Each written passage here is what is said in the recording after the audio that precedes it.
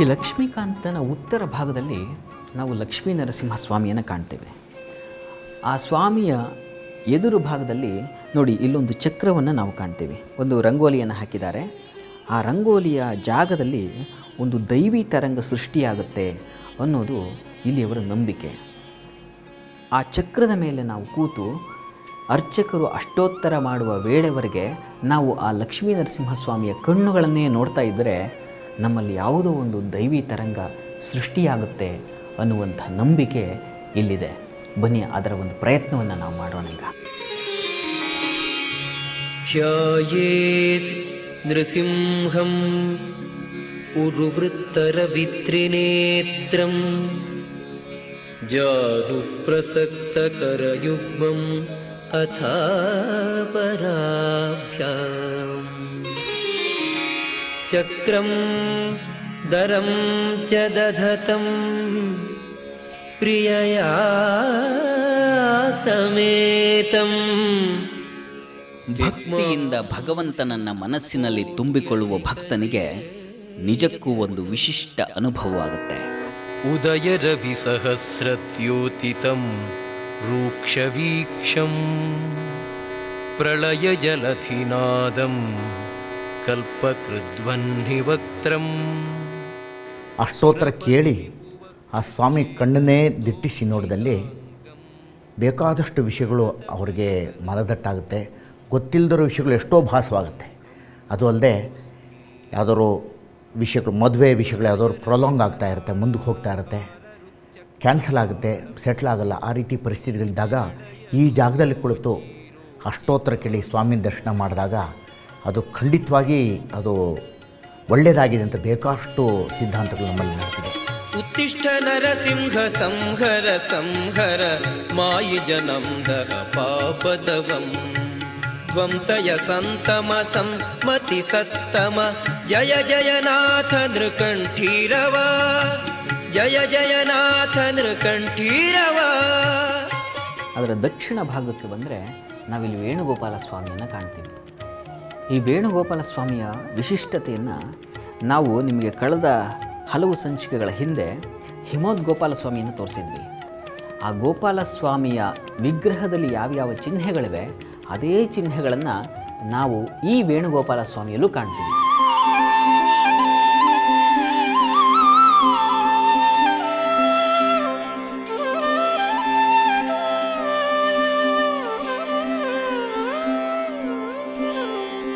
ಎಲ್ಲ ವೇಣುಗೋಪಾಲನ ಶಿರದ ಮೇಲೆ ಕಲ್ಪವೃಕ್ಷ ಇದೆ ನೋಡಿ. ಇಲ್ಲಿ ಕಲ್ಪವೃಕ್ಷ ಕಾಣುತ್ತೆ. ಬೇರೆ ವೇಣುಗೋಪಾಲ ಸ್ವಾಮಿ ದೇವಸ್ಥಾನ ಕಲ್ಪವೃಕ್ಷ ಇದ್ದೇ ಇರುತ್ತೆ. ಆದರೆ ಹೆಡತಲೆ ವೇಣುಗೋಪಾಲ ಸ್ವಾಮಿ ತಲೆ ಮೇಲೆ ಆದಿಶೇಷ ಇದ್ದಾನೆ. ಇದೊಂದು ವಿಶೇಷತೆ ನಮ್ಮ ದೇವಸ್ಥಾನದಲ್ಲಿ. ಹಾಗೆ ಇಲ್ಲಿ ಎಡ ಭಾಗದಲ್ಲಿ ಬಲಭಾಗದಲ್ಲಿ ಗೋವುಗಳು ಕೃಷ್ಣನ ಸೇವೆ ಮಾಡ್ತಾ ಇವೆ, ಕಾಣ್ತಾ ಇದೆ ನೋಡಿ. ಇಲ್ಲಿ ರುಕ್ಮಿಣಿ ಸತ್ಯಭಾಮ. ಹಿಮದ್ಗೋಪಾಲ ಸ್ವಾಮಿ ದೇವಸ್ಥಾನ ವೇಣುಗೋಪಾಲನಿಗೂ ನಮ್ಮ ಹೆಡತಲೆ ವೇಣುಗೋಪಾಲ ಒಂದು ವ್ಯತ್ಯಾಸ ಏನಂದರೆ ಇಲ್ಲಿ ಗೋವುಗಳಿದ್ದಾರೆ. ಹಿಮದ್ಗೋಪಾಲ ಸ್ವಾಮಿ ದೇವಸ್ಥಾನದಲ್ಲಿ ಗೋವುಗಳ ಪಕ್ಕದಲ್ಲಿ ಗೋವಳರನ್ನು ಕೆತ್ತಿದ್ದಾನೆ. ಅಂದರೆ ಕೃಷ್ಣನ ಸ್ನೇಹಿತರು ಗೋವಳರು, ಅವರೆಲ್ಲರೂ ಅಕ್ಕಪಕ್ಕದಲ್ಲಿ ಗೋವಳರನ್ನು ಕೆತ್ತಿದ್ದಾರೆ. ಇಲ್ಲಿ ಬರೀ ಗೋವುಗಳು ಮಾತ್ರ ಇದೆ, ಅದೇ ವ್ಯತ್ಯಾಸ.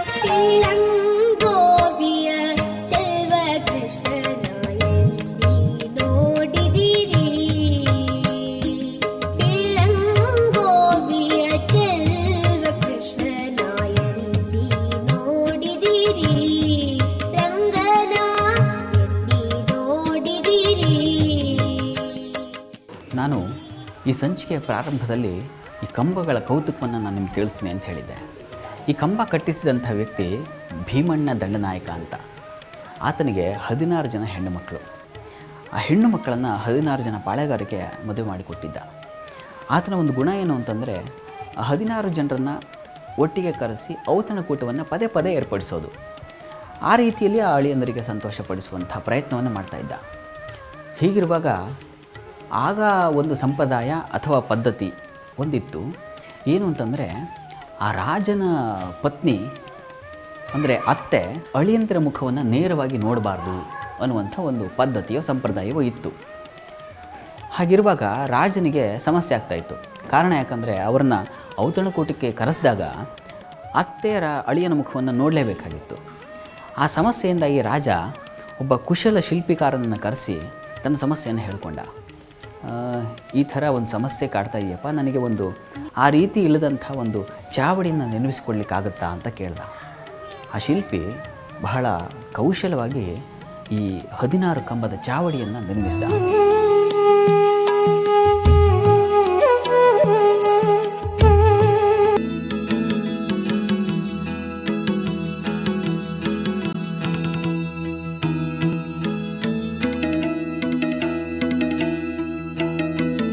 ಈ ಕಂಬ ಎಷ್ಟು ವ್ಯವಸ್ಥಿತವಾಗಿದೆ ಅಂದರೆ ಅತ್ತೆಗೆ ಅಳಿಯಂದ್ರು ಕಾಣಲ್ಲ, ರಾಜನಿಗೆ ಮಗಳು ಅಳಿಯ ಇಬ್ಬರೂ ಕಾಣ್ತಾರೆ. ಹಾಗೆ ವಿಶಿಷ್ಟವಾದ ಜೋಡಣೆ ಈ ಕಂಬಗಳದ್ದು.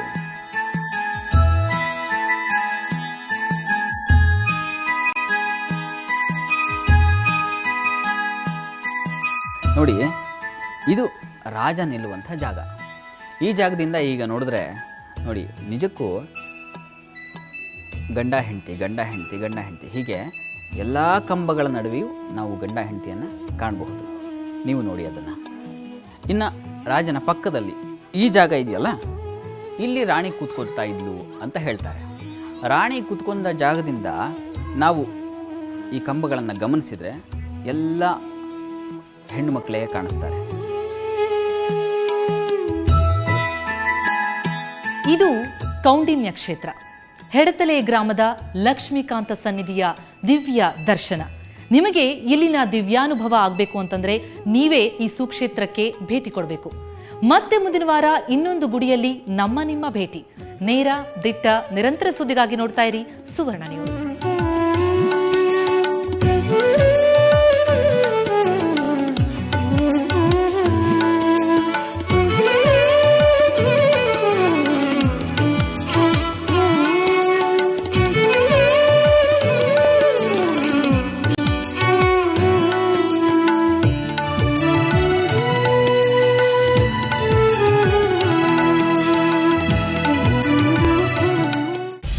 For hotel and travel bookings, contact 8088017888.